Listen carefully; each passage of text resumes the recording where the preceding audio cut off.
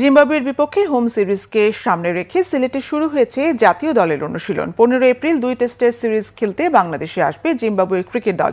সিলেটে ক্যাম্পের প্রথম দিনের অনুশীলনে ছিলেন অধিনায়ক শান্ত, মুশফিক, মুমিনুল, নাহিদ, তাইজুল, মিরাজ, অঙ্কন সহ টেস্ট স্কোয়াডে থাকা 10 ক্রিকেটার। ঢাকা প্রিমিয়ার লিগ ক্রিকেটে গ্রুপ পর্বের শেষ রাউন্ডের ম্যাচের জন্য ছিলেন না বাকি 5 ক্রিকেটার জয়, অনিক, তানজিম সাকিব, সাদমান ও নাইম। খেলা শেষে রবিবার রাতেই ক্যাম্পে যোগ দেওয়ার কথা তাদের। সোমবার থেকে পুরোদমে অনুশীলন শুরু হবে টাইগারদের।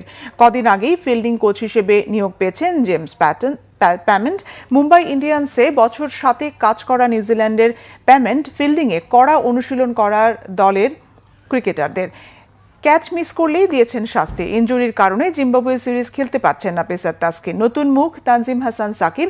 সিলেটে 20 এপ্রিল শুরু হবে প্রথম টেস্ট। চট্টগ্রামে দ্বিতীয় টেস্ট শুরু হবে 28 এপ্রিল থেকে। দীর্ঘ 5 বছর বাংলাদেশে টেস্ট খেলতে আসছে জিম্বাবুয়ে দল। 15 সদস্যের স্কোয়াডে অভিজ্ঞ ক্রিকেটার শুধু অধিনায়ক ক্রেইগ আরভিন ও শন উইলিয়ামসন।